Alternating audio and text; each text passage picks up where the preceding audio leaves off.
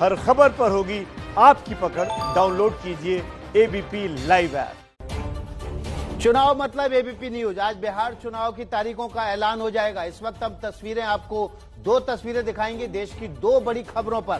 पहली खबर होगी पंजाब में किसानों का प्रदर्शन और दूसरी खबर है, सबसे बड़ी खबर है आज की, बिहार चुनाव का ऐलान। इस वक्त जो प्रदर्शन की तस्वीरें आ रही हैं वो बिहार के हाजीपुर से आ रही हैं। हाजीपुर में एक प्रदर्शन हो रहा है और दूसरी तस्वीरें आज बिहार के चुनाव का ऐलान होना है, उससे जुड़ी राजनीतिक हलचल की तस्वीरें हैं। बिहार विधानसभा चुनाव को लेकर सबसे बड़ी कवरेज एबीपी न्यूज पर लगातार जारी है। तो किसानों का भारत बंद आंदोलन है आज देशव्यापी। बिहार के हाजीपुर में तस्वीरें इस तरीके से आई जहां पर टायर जलाकर प्रदर्शन किया गया। वहीं दूसरी तरफ बिहार विधानसभा चुनाव का ऐलान आज होना है, जो आज के दिन की सबसे बड़ी खबर है। 243 सीटों पर विधानसभा चुनाव की तारीखों का ऐलान होगा और जो जानकारी निकलकर सामने आ रही है वो ये कि 2 से 3 चरणों में ही चुनाव करवाया जा सकता है। इससे पहले करीब 5 चरणों में चुनाव कराए जाते थे, लेकिन कोरोना महामारी के मद्देनजर इस तरीके का बड़ा फैसला चुनाव आयोग की तरफ से लिया जा सकता है। करीब 7.5 करोड़ वोटर इस बार अपने मताधिकार का इस्तेमाल करेंगे। इसमें करीब 3 करोड़ 79 लाख पुरुष वोटर हैं और 3 करोड़ के आसपास महिला वोटर हैं। तकरीबन 11:30 बजे के आसपास चुनाव आयोग की बैठक होगी, जिसमें चुनाव की तारीख और चरणों को लेकर आखिरी यानी कि फाइनल टच दिया जाएगा। तो बिहार के राजनीति के सबसे बड़े चेहरे इस वक्त टीवी स्क्रीन पर आप देख रहे हैं। नीतीश कुमार, लालू यादव, चिराग पासवान, उपेंद्र कुशवाहा, जीतन राम मांझी और असदुद्दीन ओवैसी, ये वो लोग जो तय करेंगे कि बिहार में ऊंट किस करवट बैठेगा। जी हाँ, बिल्कुल। देखिए, नीतीश कुमार लगातार मुख्यमंत्री हैं पिछले 15 साल से। आरजेडी के तेजस्वी यादव, उनके नेतृत्व में कहा जाए तो ये पहला विधानसभा चुनाव हो रहा है। चिराग पासवान इस बार पहली बार वो अपने नेतृत्व में चुनाव लड़ेंगे, उनके नेतृत्व में पार्टी चुनाव में जाएगी। हमारे साथ निवेदिता शांडिल्य मौजूद हैं जेडीयू कार्यालय से, पटना से। निवेदिता, चुनाव की तारीखों का 12:30 बजे ऐलान होगा, क्या हलचल है जेडीयू दफ्तर के बाहर पटना में?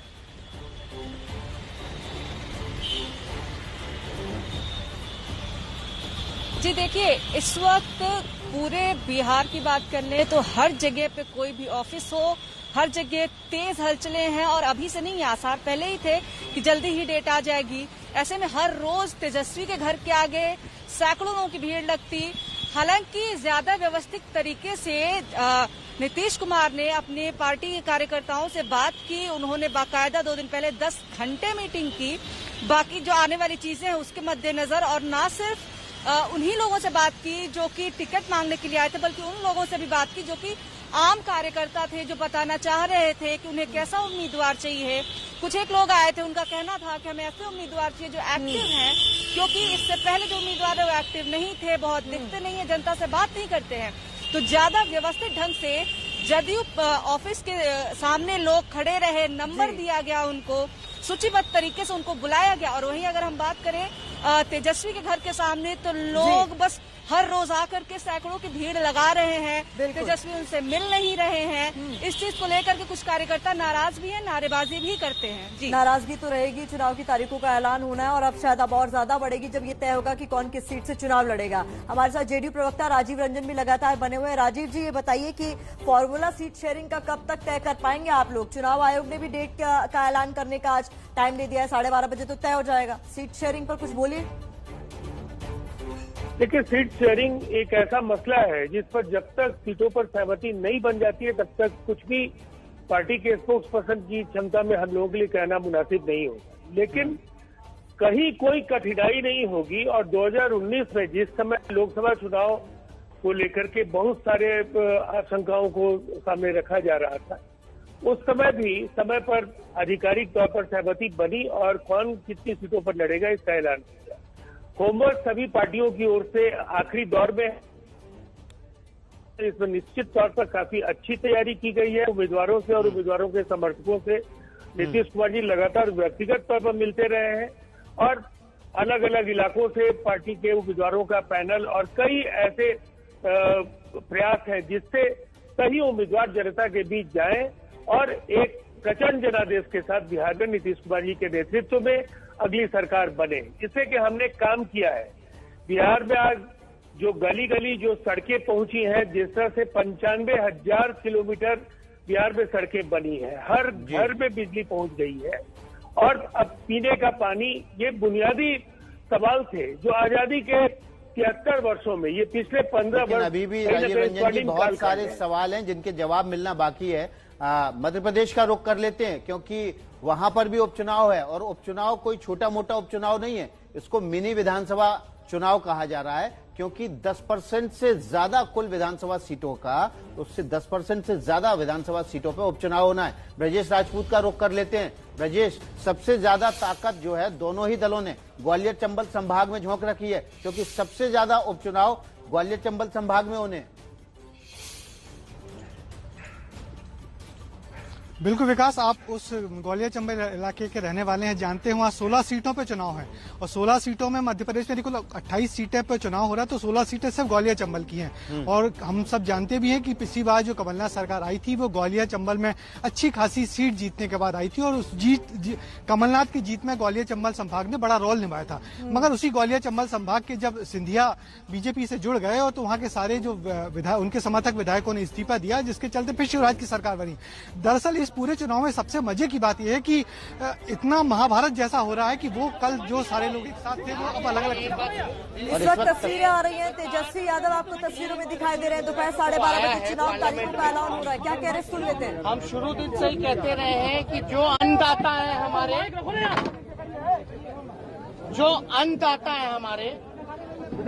जो सरकार के जो फंड दाता है, सरकार ने अपने फंड दाताओं के थ्रू जो है अन्नदाताओं को कठपुतली बनाने का काम किया है और ये पूरी तरीके से किसान विरोधी बिल है। इससे किसान लाचार, हताश, निराश और टूट चुका है। और हम लोग लगातार कहते रहे, वही सरकार है जो सरकार कहती थी कि किसानों का आय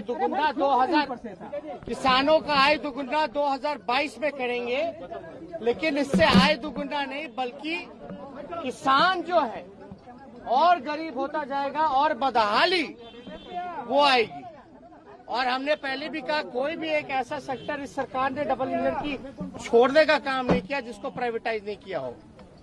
एक एग्रीकल्चर जो बचा था उसको भी पूरी तरीके से प्राइवेटाइज जो है, निजीकरण जो है उसको कर दिया गया है, यानी कॉर्पोरेटीकरण उसका किया गया है। एमएसपी का कोई कहीं भी इस विधेयक में जिक्र नहीं है।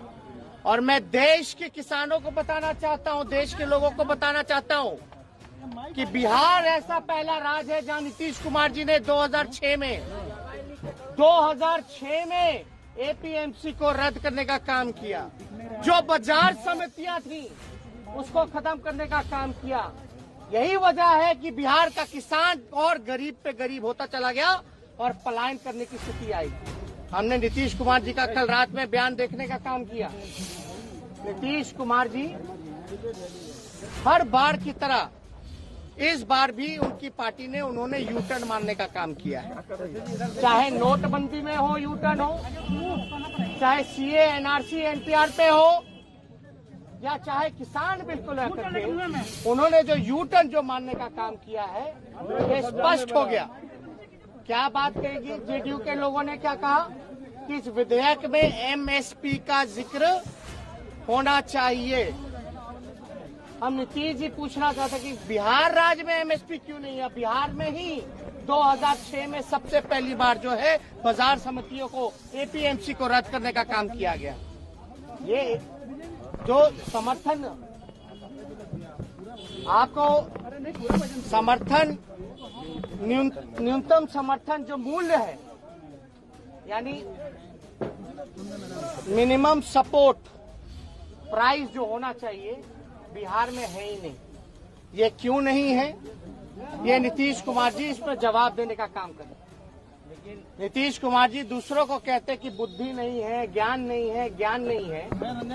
ऐसा लग रहा है कि नीतीश कुमार जी ही कोई ज्ञान नहीं है, अपने आप को ही सबसे बड़ी सर्वप्रिय ज्ञानी मानते हैं। हम तो कहना चाहते कम से कम बताएं कि जो विधेयक 3 जो कृषि का विधेयक है वो पढ़े हैं कि नहीं पढ़े हैं। और बिहार में तो ऑलरेडी पहले से ही नहीं है न्यूनतम समर्थन जो आपका मूल्य है। खत्म कर दिया गया। वही जो किसान जो है बिहार का लाचार होता चला गया है। तो इसमें नीतीश कुमार जी फिर यूटर्न मार रहे हैं, अपने लोगों से फिर बुलवाने का काम कर रहे हैं। तो ये पूरी तरीके से फेलियर है। और हम लोगों का जिसका डर था कि एनडीए की सरकार आएगी देश में, चाहे मजदूर हो, किसान हो, नौजवान हो या गरीब हो, इसको मारने का काम करेगी। एक सवाल है, आज इलेक्शन की डेट की घोषणा हो, आगे हम लोग बात करेंगे। आगे अभी चल रहे हमारे हमला किया है, किसानों की आय दुगनी नहीं हुई, बिहार में एमएसपी खत्म कर दिया गया, एपीएमसी बिहार में 2006 में रद्द कर दिया गया। इसकी वजह से किसान की न केवल आय डबल नहीं हुई बल्कि पलायन करना पड़ा। हमारे साथ जेडीयू के प्रवक्ता राजीव रंजन मौजूद हैं। राजीव जी, बड़े आरोप लगाए हैं, चुनाव इसी पर लड़ा जाएगा, आप कैसे जवाब देंगे? देखिए, सबसे पहले अगर परंपरागत राह से किसानों की जिंदगी बदल सकती थी तो हजारों किसानों को आत्महत्या नहीं करनी पड़ी होती। और बिहार में किसान आत्महत्या नहीं करते हैं, बैंक से लोन लेकर के बिहार में खेती नहीं करते हैं। बिहार में 3 एग्रीकल्चर रोडमैप के जरिए किसानों की जिंदगी बदली गई। किसान कैबिनेट बिहार में देश में पहली बार बनाया गया। और आज एपीएमसी एक्ट के बाद खत्म करने के बाद बिहार में धान और गेहूं की खरीदी राज्य सरकार ने अपने तरीके से एक मैकेनिज्म तैयार किया और उसके जरिए होना शुरू हुआ। देश में महाराष्ट्र जैसे राज्य, पंजाब जैसे राज्यों में जो किसानों की बदहाली है, सुना तो आपने भी होगा कि तेजस्वी यादव ने अभी नीतीश कुमार को अज्ञानी कहा, नाकाम कहा, सुना तो आपने भी होगा। अभी देखिए, अभी तक तो फॉर्मल कोई उनके पास एकेडमिक कोई डिग्री नहीं है और मैं समझता हूँ इतना काफी है उनको समझने के लिए कि जिनको सिंपली मैट्रिकुलेट भी हम नहीं मानते हैं, वो अगर इतना बड़ा ज्ञान बघार रहे हैं तो ये राज्य और देश दोनों का दुर्भाग्य है।